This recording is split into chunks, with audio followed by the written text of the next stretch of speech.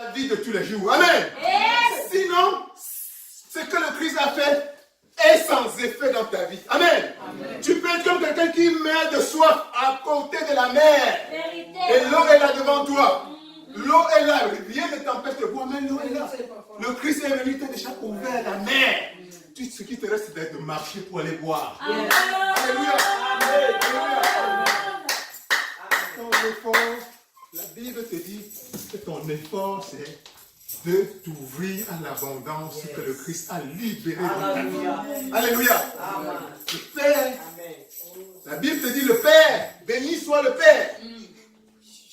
Le Père, Dieu, le Père de Jésus-Christ, qui t'a béni de toutes sortes de bénédictions. Amen. Dans les lieux célestes, en Jésus-Christ. Le Père, à partir du moment où tu as embrassé le Christ, le Père t'a béni de toutes sortes de bénédictions. Sans exception. Mais, cela se trouve dans les lieux célestes. C'est ton magasin où il y a tout ce que tu demandes. Est là, disponible. Ton mariage est là, à ta disposition. L'argent que tu recherches est là, sur le plan céleste. La santé que tu recherches est là. La richesse que tu recherches est là. Le succès de tes enfants que tu recherches est déjà donné à toi en abondance. Le succès dans ta carrière, l'accélération dans ta carrière, Dieu t'a déjà béni de ça. Tu es à l'école maintenant. Tu rêves d'une carrière excellente. Tu rêves de monter au sommet, de gouverner le monde à travers ta carrière. Dieu t'a déjà mis sur ce sommet-là. Mais tu dois accepter cela. Tu dois recevoir cela et en faire une réalité dans ta vie. Nous avons vu que une des choses à faire pour toi, c'est commencer d'abord par y croire. C'est commencer par y croire. La foi. Ta foi doit être une foi inébranlable. Ce n'est pas quelque chose qui acquiert une fois pour toutes. La foi doit se travailler continuellement. Parce que l'ennemi ne dort pas. Son travail, c'est d'attaquer ta foi. Alléluia. Alléluia. Ta foi doit être travaillée et gardée continuellement. Et en plus, la foi, nous avons vu que tu dois aussi garder tes pensées. L'ennemi va attaquer tes pensées de mille et une manières pour essayer son but d'ébranler ta foi. Tu dois garder également tes pensées. Mais ce n'est pas difficile. Parce que à partir du moment où tu embrasses le Christ, la parole de Dieu dit que vous avez reçu la pensée du Christ.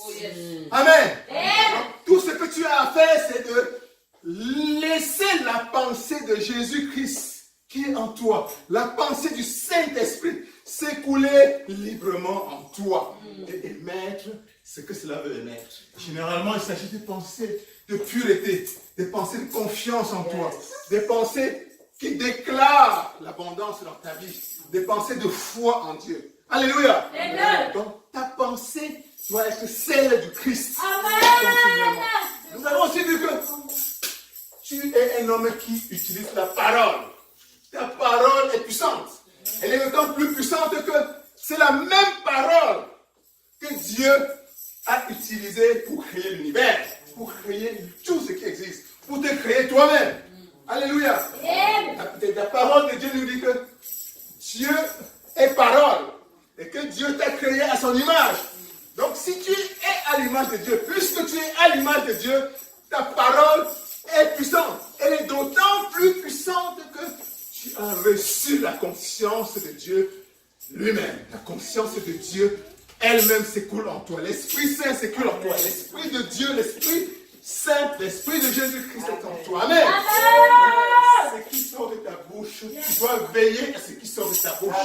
Tes déclarations doivent être des déclarations qui sont en alignement avec ce que Dieu, avec la volonté de Dieu. Amen. Amen. Amen.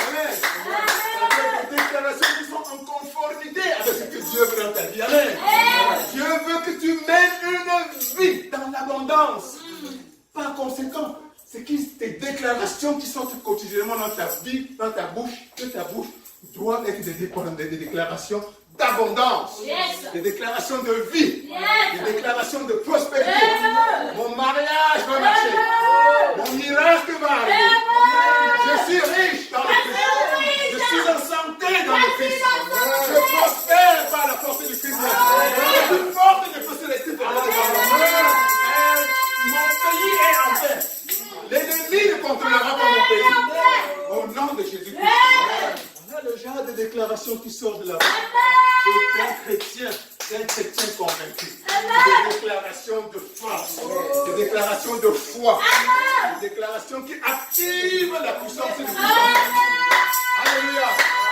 Alléluia. Et nous venons encore sur le point que Jésus te demande de lui demander. Alléluia. La parole de Dieu te dit, je connais tes besoins, même avant que tu ne les demandes. Je connais tes demandes, même avant que tu n'ouvres ta bouche. Mais c'est encore le même Dieu qui dit, tu dois te demander. Amen. Demandez. Amen. Jusqu'à présent, vous ne m'avez rien demandé. Demandez. Amen. Demandez. Et Dieu va vous le donner afin que votre joie soit parfaite. Dieu reconnaît qu'il a besoin de ton autorisation pour te donner. Vérité. Il a besoin de ton autorisation pour que le ciel qu'il a déjà ouvert pour toi se manifeste dans ta vie concrète. Amen. Alléluia. Amen. Et nous avons vu que demander, on ne demande pas n'importe comment. Je ne suis pas de venir dire je veux quelque chose, je veux ceci, je veux cela. Dieu, la parole de Dieu te dit, tu dois demander en prière. Amen. Amen. En tous tes besoins. En tous tes besoins. Demande et lève ta voix vers Dieu en prière. Et par des actions de grâce. Amen. Alléluia. Tu dois demander en prière. On ne demande pas comme on demande n'importe comment. La prière est un moment de rencontrer Dieu pour un tête-à-tête. Amen. Tu ne peux pas prendre ton téléphone n'importe comment et appeler un président de la République. Amen. Il y a un protocole. Il y a un protocole. De même, quand tu veux t'adresser à Dieu, c'est par la prière. Amen. Amen. Amen. Et la parole de Dieu, Jésus-Christ a dit. Et ça, c'était à la réponse à la question d'un des disciples. Père, apprends-nous à prier. Amen. Apprends-nous à prier. Donc, la prière, selon le Christ, doit s'apprendre. Alléluia. La prière n'est pas une faculté naturelle. Tu ne nais pas en apprenant à prier. La prière doit s'apprendre selon le schéma que le Christ a enseigné. Et le Christ, à cette réponse, nous a enseigné comment prier. Il a dit, quand tu pries, entre dans ta chambre, ferme ta porte,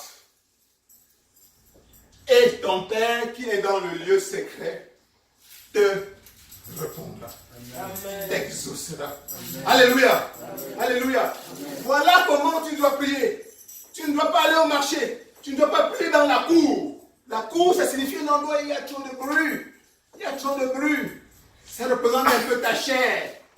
Si tu pries à partir de la chair, ce sera une prière charnelle. Si tu pries également à partir du salon, le salon, c'est un endroit un peu où il y a un peu plus d'intimité. Mais tu es encore régi par l'âme, ton âme, les émotions. Ta prière encore là est teintée de beaucoup de côtés humains, de beaucoup de tes imperfections. Ce genre de prière ne s'élève pas très haut. Alléluia. Amen. Tu dois dépasser le salon pour rencontrer Dieu dans ta chambre. Dis chambre. Chambre. Chambre. C'est dans la chambre que Dieu se trouve. Et la chambre n'est pas forcément un lieu physique, comme nous avons vu. Ce n'est pas forcément la chambre où tu dors. Il s'agit beaucoup plus d'un état intérieur, d'un état de conscience, un état d'intimité où Dieu se trouve. Parce que la parole de Dieu, la Bible dit que Dieu est en toi. Dieu est en toi. Alléluia. C'est en toi. Parce que tu as reçu l'Esprit de Dieu lui-même. C'est en toi que tu dois rechercher cette connexion, cette harmonie, cette communion avec l'Esprit de Dieu. Amen. Amen. Et quand tu cherches Dieu en surface, c'est-à-dire dans la chair, ce ne sera que du bruit. Tu peux parler en longueur de journée, mais Dieu ne t'entend pas encore. Alléluia. C'est pour ça que la Bible dit, vous demandez et vous ne recevez pas. Parce que vous demandez mal. Dans le but de satisfaire vos passions. Les passions, c'est la chair. C'est la chair. Donc tant que ta prière sera au niveau de la chair, ce ne sera que teinté de beaucoup de passion. Tu vas demander des choses, mais en réalité, ce n'est pas réellement ce que tu veux. Ou même ce n'est pas parce que tu veux, c'est peut-être parce que tu veux. Et puis oui, telle personne que tu demandes réellement cette voiture. C'est peut-être telle maison même que tu demandes. Ce n'est pas vraiment parce que tu veux cette maison. C'est peut-être parce que tu veux épater les copains. Dieu n'est pas là pour satisfaire les choses pour que tu aies épaté les gens. Dieu n'est pas là pour te donner un mari parce que tu veux défier telle personne qui a eu aussi son mari. Ça, c'est des demandes teintées de la chair. Et Dieu n'écoutera pas ces demandes. Tu peux peut-être commencer une demande à partir de la cour. Mais tu vas insister. L'idéal, c'est que tu sortes de la cour et entres dans le salon. Tu perpétues et que tu retrouves Dieu dans ta chambre. Alléluia. Alléluia. Et dès que tu retrouves Dieu dans ta chambre, c'est-à-dire dans ce lieu secret qu'il y a au fond de toi, où l'Esprit de Dieu se trouve, alors n'oublie pas de fermer la porte. La porte signifie te fermer aux distractions venant du monde extérieur. Dès que tu es en train de prier, c'est le moment où le diable va essayer de te faire penser à telle fête que tu as le soir. Dès que tu vas commencer à prier, si ta porte n'est pas fermée, c'est le moment où le diable va essayer de t'injecter des idées pour que tu penses à telle belle nourriture qui t'attend à la cuisine. Dès le moment où tu vas commencer à prier, c'est le moment où le diable va injecter dans ta tête tel gros problème d'argent que tu n'as pas. Tel usurier qui va frapper à la porte, qui a frappé à ta porte le matin. Dieu te demande de fermer ta porte. Fermer ta porte pour t'isoler à ce courant d'idées. Et c'est à ce moment-là, maintenant que tu es isolé du monde extérieur et que tu as gardé ta porte fermée, Jésus-Christ te dit, c'est maintenant que tu vas élever Dieu, notre Père qui est aux cieux. Tu vas reconnaître que ton Dieu, ton papa, Dieu est ton papa et qu'il est au ciel. Tu vas l'élever et ton papa est au ciel. Ton papa est au-dessus de ton problème. Son papa, c'est le créateur de l'univers. Ton papa, c'est celui qui a créé tout. Ton papa, c'est le maître de la vie. Et quand tu élèves Dieu ainsi, ton problème devient petit. Alléluia. Amen. Ton problème, quel qu'il soit, devient insignifiant. Alléluia. Quand tu opposes la grandeur de Dieu, en ce moment-là, tu sors ton problème. Est-ce que c'est le problème de travail? Tu le sors, tu dis voilà. Et qu'est-ce que c'est qu'un petit problème de travail devant l'immensité de la puissance de Dieu? Tu le poses sur la table, tu demandes à Dieu, Père, voilà mon problème de travail. Père, voilà mon problème de mari. Père, voilà, j'ai besoin d'un enfant. Père, j'ai besoin d'argent. Père, j'ai besoin d'un logement plus confortable. Et à ce moment-là, ta foi est d'autant plus grande que tu vois que ton problème est totalement insignifiant devant la grandeur et l'immensité. Alléluia. Alléluia. Alléluia. Alléluia. Voilà une des possibilités de renforcer ta foi. C'est d'abord commencer à élever Dieu avant de lui poser ton problème. Amen. Notre Père qui est au-dessus de l'univers. Notre Père qui est aux cieux. Dieu qui est aux cieux. Dieu c'est mon papa. Dieu c'est mon papa. Ce n'est pas un étranger pour moi. Je suis le fils de Dieu. Alléluia. Donc je ne m'adresse pas à un étranger. Je ne m'adresse pas à un quelconque président de la République, à une quelconque autorité quelque part. Je m'adresse à mon papa. Mon papa. Mon papa est au-dessus de l'univers. Mon petit problème, c'est quoi à côté de mon papa? Tu lui poses ce problème avec confiance totale. Alléluia. Amen. Alléluia. Amen. Mais alors, ce n'est pas tout. Le Christ, ce n'est pas tout. La bataille n'est pas encore finie. Dès que tu poses poses ton problème, Dieu te donne. Dieu te donne.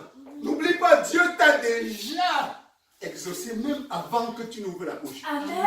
Du moment où tu embrasses le Christ, Yes. toutes tes prières à venir sont déjà exaucées. Amen. Quand tu t'élèves à Dieu, ce n'est pas pour demander un exaucement. C'est simplement pour te préparer à recevoir davantage. C'est pour recevoir ce qu'il t'a déjà donné depuis le moment où tu l'as reçu. Amen. Alléluia. Amen. Alléluia. Amen. Mais alors, comme nous allons le voir Yes. dans le verset biblique que nous avons lu tout à l'heure, pour comprendre un peu de quoi il s'agit. Voilà Jésus-Christ. Jésus-Christ vient d'opérer le miracle de la multiplication des pains.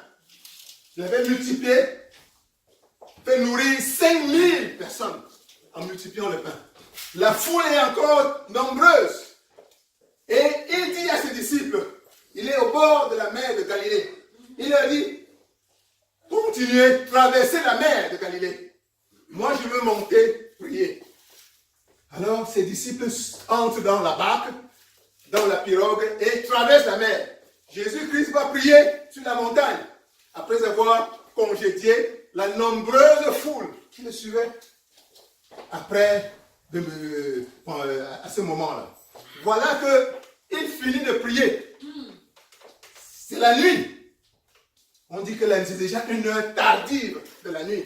On peut supposer que c'est autour de 3, 4, 5 heures du matin. Il fait encore noir. Et il décide de descendre de la montagne après avoir prié. Et tu peux même être surpris d'apprendre que Jésus priait. Jésus prie. Jésus prie. Le Dieu incarné priait. Et pas pendant 2-3 minutes. Il priait pendant des heures et des heures. Ceci peut être un encouragement pour toi pour prier davantage. Amen. Si le Dieu incarné éprouvait le besoin de prier, à combien plus forte raison toi et moi? Il y en a qui ne peuvent pas prier pendant 5 minutes et qui trouvent ennuyeux de prier 2-3 minutes, encore plus de le faire régulièrement. Dieu incarné priait. Jésus donc redescend de la montagne après avoir prié comme il le faisait d'habitude.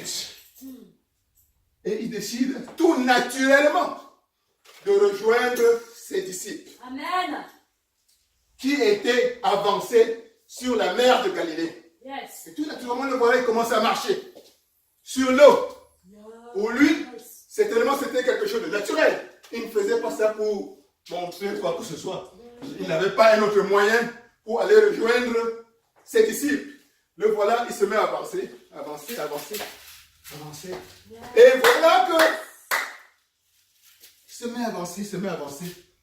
Ceci est une façon de te dire que tu n'adores pas un Dieu qui agit dans le monde ordinaire. Alléluia. Amen. Tu dois être préparé à voir l'extraordinaire dans ta vie. Amen.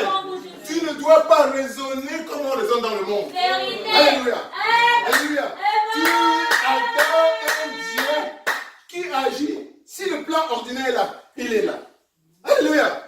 C'est un monde où tu ne dois plus raisonner avec les lois terrestres, avec les lois de la gravité normale, avec les lois scientifiques. Ça ne fonctionne pas avec ton Père, avec ton Créateur comme ça. Amen. Quand tu demandes quelque chose à Dieu, tu ne demandes pas quelque chose à un homme. Tu demandes quelque chose à un Dieu qui maîtrise les lois de l'univers. C'est lui qui a créé les lois. C'est lui qui a créé la loi de la gravité. Et voilà Jésus qui est en train de marcher tranquillement sur l'eau. Et il arrive tout près de la barque où se trouvent ses disciples. Ils sont dedans, ils sont encore dans l'eau. Et ses disciples voient Jésus et ils s'exclament. Ils ont peur. Ils pensaient que c'était un fantôme. Alléluia. Qu'est-ce que ça signifie pour toi? Ils n'étaient pas prêts à fonctionner dans cette dimension de l'extraordinaire. Alléluia. Toi, tu dois être préparé à reconnaître l'extraordinaire dans ta vie. Et à l'accueillir avec les bras ouverts. Amen. Amen. Amen. Quand tu demandes quelque chose à Dieu, dans le plan de Dieu. Tu as embrassé le Christ. Ton monde est le premier monde. Amen. Ce qui va apparaître dans ta vie, les autres vont voir ça comme des fantômes. Mais pour toi, ce sera normal. Amen. Tu vas demander à Dieu de te donner un mari. Et ton mari, ce sera toujours comme un extraterrestre. Pour les autres. Amen. Quand les gens vont dire, mais ce n'est pas possible. Comment elle a fait? Et pourtant, tu dis, c'est grâce à mon père. Mon père n'est pas n'importe qui. Mon père, c'est le Dieu, c'est Jéhovah. Amen. Tu vas demander un travail. Mais le travail qui va se manifester dans ta vie et la manière dont vous allez venir, c'est toujours extraordinaire. Amen. Donc, ce sera un fantôme. Tu seras comme si un fantôme a agi dans ta vie. Mais pour toi, connaissant qui est ton Dieu, connaissant qui est Jésus-Christ, tu trouveras ça naturel. Alléluia. Alléluia. Même quand tu demandes quelque chose à Dieu, demande plus que d'ordinaire. Alléluia. Tu es dans un appartement. Tu es à la recherche d'un boulot. Ne cherche pas une augmentation de 50 sous. Ne cherche pas une augmentation de $2. Rêve d'un boulot qui triple ton salaire. Alléluia. Alléluia. Mets dans ta tête des rêves de créer comme une entreprise qui est plus grande. Qui est plus grande même que celle que tu travailles. Ou celle que tu travailles. Alléluia. Alléluia. Alléluia. Quand tu vas à l'école, ne cherche pas simplement à sortir avec ton diplôme pour aller demander le gel l'honneur et tout ça. Non. Pour aller demander du travail à l'école. Mets dans ta tête déjà que Jésus qui est avec toi, la Dieu qui est avec toi, va t'aider à créer des emplois. T'aider à créer des emplois. Des emplois comme là où tu te trouves. Alléluia. Alléluia. Prépare ton tête à fonctionner dans l'univers de l'extraordinaire. Dans toutes les fonctions. Alléluia. Alléluia. Tu es dans un appartement aujourd'hui. 2-3 chambres, je ne sais pas combien de chambres. Ne rêve pas d'acheter simplement une maison. Rêve d'être le propriétaire de complexes immobiliers. Tu te baladeras pour reporter le loyer aux gens. Les autres peuvent le faire. Pourquoi pas toi? Pourquoi pas toi? Pourquoi pas Jésus? Jésus est capable. Avec ton Dieu, rien n'est impossible. Alléluia. Alléluia. Alléluia. Ne sois pas surpris. Quand Jésus apparaîtra dans ta vie, ne l'appelle pas fantôme. Non, c'est de l'ordinaire. Alléluia. Et voilà que les disciples voient Jésus apparaître devant eux dans la nuit. Et ils ont peur, ils ont commencé à avoir peur. C'est quoi ça? C'est quoi ça? Est-ce que c'est pas un fantôme? Et Jésus a compris qu'ils avaient peur. Il dit non, c'est moi Jésus-Christ. Il dit ah oui, même comme ça ils ne sont pas rassurés. Il y a Pierre, l'apôtre Pierre qui dit, Seigneur, si c'est vraiment toi, ordonne que je marche aussi sur l'eau comme je te vois marcher là. Voilà. Il veut aussi son miracle. Comme toi en ce moment, tu as des désirs dans ton cœur.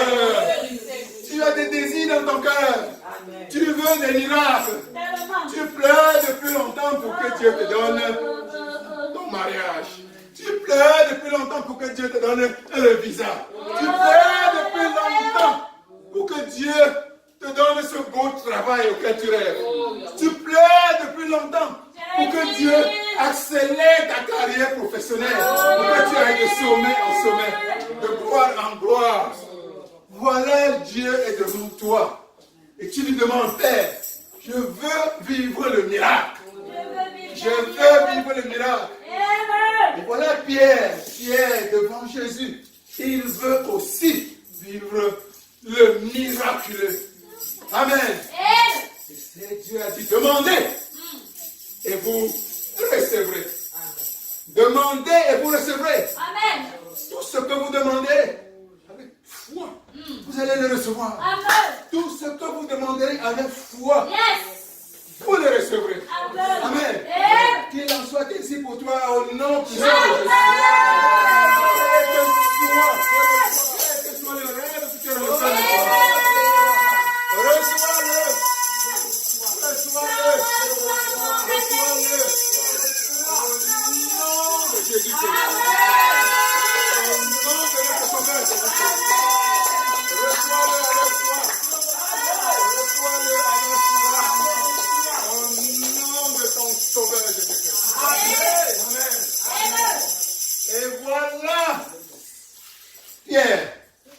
il commence à marcher aussi.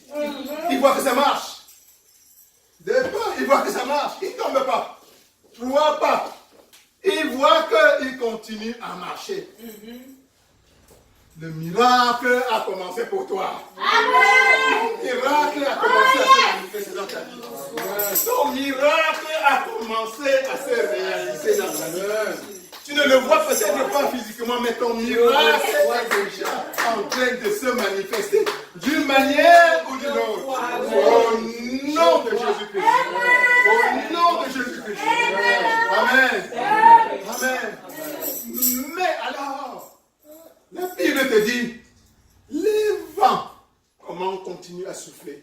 Les vents, il y avait une tempête à l'époque sur la mer de Galilée. Pendant qu'ils étaient dans la barque, dans la pirogue, les vents continuent à souffler. Et pour un petit moment,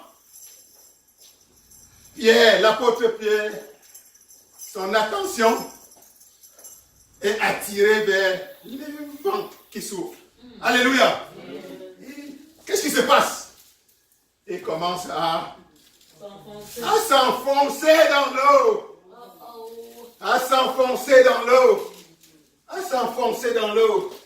S'enfoncer dans l'eau. Erreur. Erreur. Amen. Erreur. Amen. Que cette erreur ne soit pas la tienne. Au nom de Jésus-Christ. Que cette erreur ne soit pas la tienne. Au nom de Jésus-Christ. Au nom de Jésus-Christ. Et Jésus lui répond. Jésus lui tend la main pour le sauver, pour qu'il ne sombre pas complètement et meure. Il lui dit, homme de peu de foi, pourquoi as-tu douté? Amen. Voilà la clé. Voilà le nœud du message d'aujourd'hui. Jésus-Christ a attiré ton attention sur l'effet dévastateur du doute. Amen. Ton miracle a déjà commencé dans ta vie. Amen. Amen. Mais l'ennemi, lui, ne dort pas. Amen. Il va s'agiter autour de toi de toutes sortes de manières. Il va s'agiter sous toute forme possible. Ça va être un collègue qui va t'appeler aujourd'hui pour te dire, oh, tu sais, ton problème, là, ça ne peut pas marcher. Et voilà le doute, le venin est déjà entré dans ta tête. Ça va être une nouvelle que tu vas regarder à la télévision aujourd'hui et qui va commencer à s'aimer en toi le doute. Tu es peut-être à la recherche de l'emploi. Ça va être des statistiques que tu vas lire quelque part aujourd'hui sur le taux du chômage dehors. Et tu vas commencer à dire, ouais, l'économie est mauvaise. Et voilà, toutes ces idées vont continuer à saboter la foi et ton miracle qui commençait déjà à prendre le jour. Ça va être tes collègues ou bien des nouvelles que tu écoutes dehors et qui vont commencer à te dire, oh vraiment j'ai choisi une mauvaise carrière, j'aurais dû choisir ceci. Et voilà, et ton moral sera affaibli.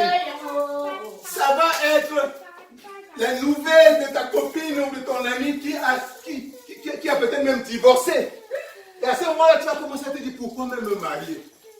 Continuer à douter de ton mari ou de ton conjoint, ta conjointe que Dieu était déjà en train de déployer sur ton chemin.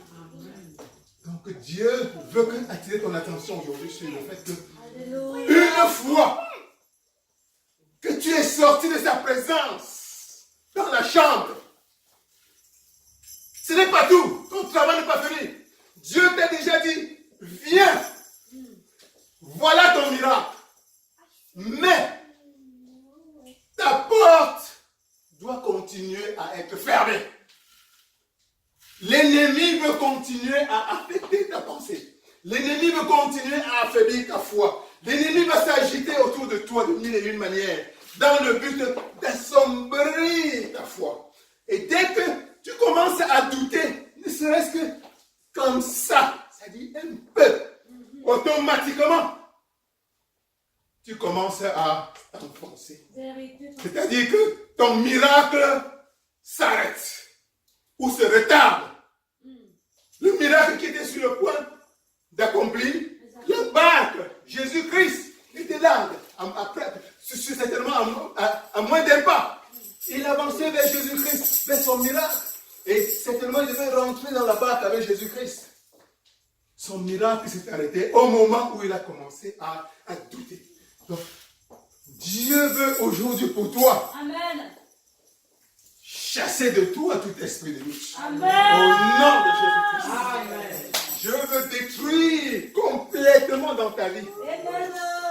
tout ennemi qui se manifeste sous forme de doute dans ses promesses. Amen. Dieu veut aujourd'hui te fortifier,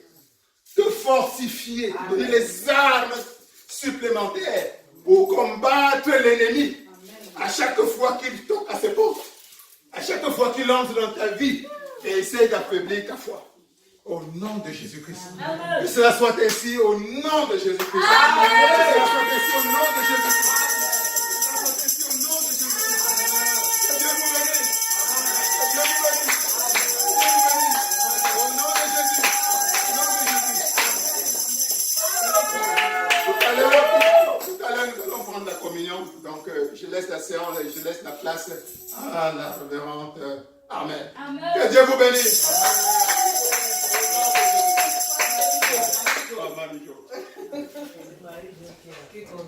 Alléluia. Parce que nous avons été grandement bénis au travers du pasteur Cardon. Tu vas élever ta voix en retour et déverser dans ta vie parce que ma Bible dit le vase qui arrose en retour arrosé. Élevez la voix et prions pour son papa. Parce que nous avons été grandement bénis au travers de ta parole. Comment utiliser Seigneur en retour le fruit de nos vies. En retour Seigneur comme Dieu. En retour Seigneur bénis-le. Qui ne manque jamais de rien, qui se grandissent toujours en paix. Yahweh, met les désirs plus profonds de son cœur accomplissement. Bénis-le, bénis sa famille, bénis son épouse, bénis tes enfants au nom de Jésus. Alléluia. Amen. Papa Caro nous a dit qu'il y a Sainte Seine aujourd'hui et je ne sais pas si ça se passe comme à l'église de la Gloire de la dernière maison. Je vais inviter maman Ahmed qui va nous diriger pendant ce moment. Alléluia. Alléluia. Amen. C'est simple, ma chérie. Tout le monde, chacun prépare son cœur à recevoir en ce matin le pain et le sang de Jésus-Christ. Alléluia. Amen. Nous allons chanter cette chanson pendant que le révérend pasteur Cardon va venir pour commencer la cérémonie de la Sainte Seine. Amen. Amen. Je ne sais pas si vous connaissez cette chanson, mais elle est simple. Viens dans ta maison, viens manger à sa table. Viens, je t'appelle mon frère. Viens dans ta maison, viens manger à sa table.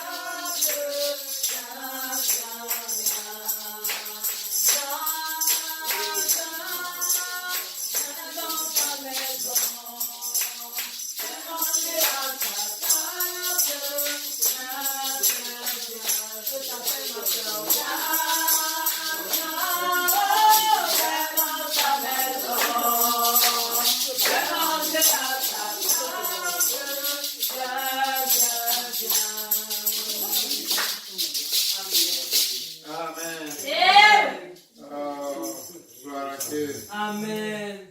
Soyez bénis au nom de Jésus-Christ. Amen. Nous allons passer à la phase la plus sacrée de notre culte. C'est la Sainte Seine. Alors, chacun de nous peut prendre la Sainte Seine, son pain et son sang. Ceux qui se sentent préparés et prêts, vous pouvez déjà l'ouvrir.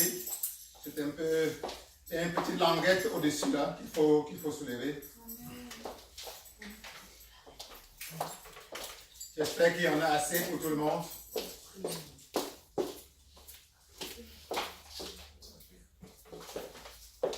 Il y en a eu assez pour tout le monde.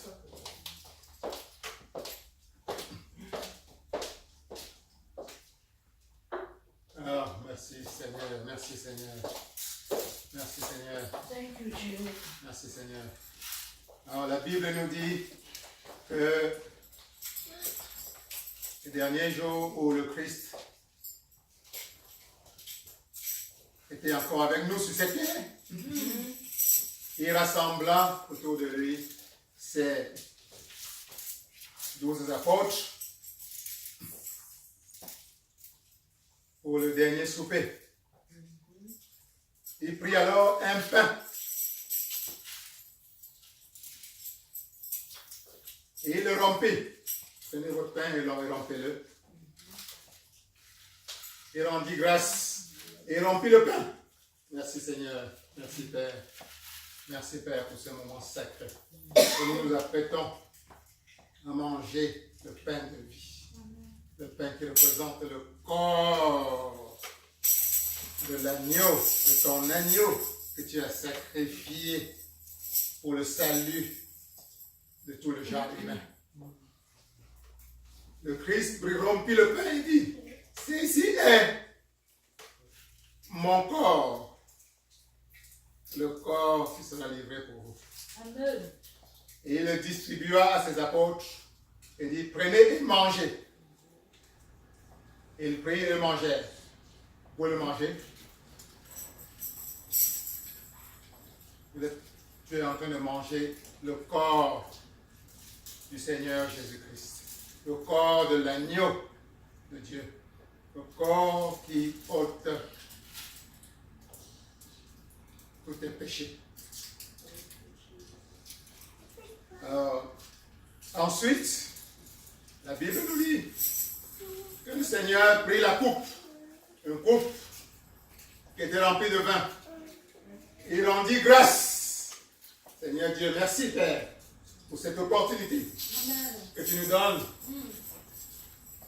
de boire le sang de Jésus-Christ, le sang de notre Sauveur, le sang qui a été versé pour le salut de l'humanité. Sanctifie ces moments, Père. En prenant ce sang, Père, nous soyons fortifiés. Dans la foi, Papa, nous soyons fortifiés. Nous soyons imprégnés de la puissance de la foi. De la puissance qui va nous permettre d'avancer vers le miracle. Amen. Que tu as libéré dans la vie de chacun d'entre nous. La puissance de la foi. De garder le regard tourné vers toi. De fermer les oreilles aux distractions du monde. De fermer les yeux à toutes ces distractions. De garder les yeux continuellement figés sur toi. Et d'avancer vers le miracle que tu es en train de libérer dans notre vie. D'avancer vers la main que tu as tendue vers chacun d'entre nous. Alors, le Christ rendit grâce et donna la coupe à ses disciples et dit, buvez, car ceci est mon sang. Vous pouvez, le sang de la nouvelle alliance, c'est le sang qui sera versé pour vous, pour la rémission de vos péchés. Amen. Par ce sang, par ce corps que tu as bu, ta foi, la puissance de la foi, la puissance du doute disparaît dans ta vie.